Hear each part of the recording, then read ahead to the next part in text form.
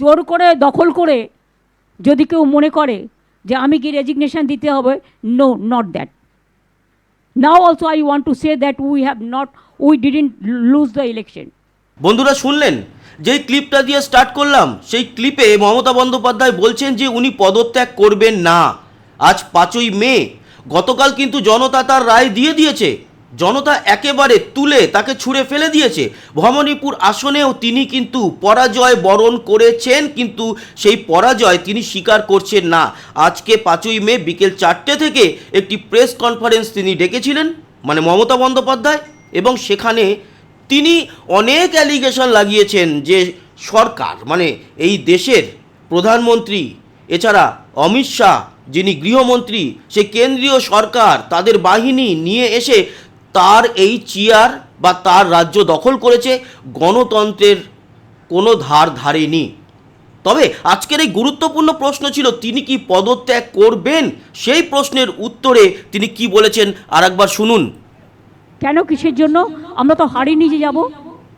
হারলে আমি যদি শপথ নিতে যেতাম তাহলে আমি রেজিগনেশনটা করতাম। এখন তো কোয়েশ্চেন ডাজন্ট অ্যারাইজ। জোর করে দখল করে যদি কেউ মনে করে যে আমি কি রেজিগনেশন দিতে হবে, no, not that. Now also I want to say that we didn't lose the election. It is their forceful attempt to defeat us. শুনলেন তো, পরে আরেকবার শোনাবো। তবে তার আগে বলে রাখি, উনি যদি পদত্যাগ না করেন তাহলে কি হতে পারে। আপনাদের জানি রাখি, 6ই মে রাত্রি 12টার পর এই যে বিধানসভা ছিল গত 5 বছর ধরে যেই গভর্নমেন্ট চালিয়ে এসছে, সেই বিধানসভা কিন্তু তার মেয়াদ শেষ করে দেবে, মানে তার মেয়াদ উত্তীর্ণ হয়ে যাবে। অটোমেটিক্যালি তিনি যদি জিতে আসতেন এবং পরবর্তী মুখ্যমন্ত্রী হতেন, সেক্ষেত্রে 5-6 দিন কেন, 1 মাস বাদেও শপথ যদি উনি নিতেন, এই কদিন তিনি কিন্তু কেয়ারটেকার গভর্নমেন্ট হিসেবে চালিয়ে যেতে পারতেন। কিন্তু জনতার রায় যেহেতু তার বিরুদ্ধে গেছে, উনি নিজেও জিততে পারেননি, তাই নতুন সরকার গঠন এই যে সময়কালের মধ্যে না হলে রাজ্যপালের হাতে চলে যাবে সমস্ত ক্ষমতা। তার মানে এক প্রকার রাষ্ট্রপতি শাসন কিন্তু আগামীকাল রাত্রি 12টা থেকে জারি হতে চলেছে, এটা আপনারা জেনে রাখুন। নতুন সরকার গঠন করা হবে, মুখ্যমন্ত্রী কে হবে এই নিয়ে তর্ক বিতর্ক রয়েছে। তবে যতটা খবর, আগামী 9ই মে 25শে বৈশাখ যেহেতু রবীন্দ্রনাথের জন্মদিন, সেদিনই আমাদের বাংলার নতুন সরকার গঠন হবে, এরকমটা খবর পেয়েছি। মুখ্যমন্ত্রী নিয়ে অনেক আলোচনা চলছে, শুভেন্দু অধিকারী অনেক এগিয়ে, সেগুলো নিয়ে বিস্তারিত আলোচনা করা যেতে পারে। কিন্তু এই মুহূর্তের সবথেকে বড় খবর এটাই যে মমতা বন্দ্যোপাধ্যায় পদত্যাগ করছেন না।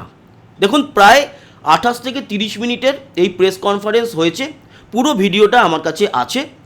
আমার মনে হলো বাকি বা প্রথম থেকে যে অ্যালিগেশনগুলো, কেন্দ্রীয় বাহিনী তাদেরকে মেরে তাড়িয়ে দিয়েছে, এজেন্টদের মেরে তাড়িয়ে দিয়েছে, এই সমস্ত কিছু বলেছে, সেগুলো আপনাদের না শোনাই ভালো। আপনারা জানেন এই বিষয়গুলো নিয়ে উনি কি মিথ্যা বলতে পারেন। এই প্রেস কনফারেন্সের মধ্যে সবথেকে বড় গুরুত্বপূর্ণ কোশ্চেন ছিল যে ম্যাডাম আপনি কি রেজিগনেশন দিতে যাচ্ছেন। সেই প্রশ্নের উত্তরে তিনি এটাই জানিয়েছেন। কেন, কিসের জন্য? আমরা তো হারিয়ে নিয়ে যাব। হারলে আমি যদি শপথ নিতে যেতাম তাহলে আমি রেজিগনেশনটা করতাম। এখন তো question doesn't arise.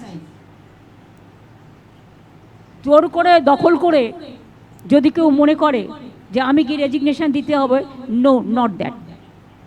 Now also I want to say that we didn't lose the election. It is their forceful attempt to defeat us. বোঝা গেল? তার মানে যেটা কিন্তু অনেক বিশেষজ্ঞরা মনে করছিলেন যে মমতা বন্দ্যোপাধ্যায় হেরে যাওয়ার পরেও পদত্যাগ করবেন না, রেজিগনেশন জমা দেবেন না, সেটাই কিন্তু ঠিক।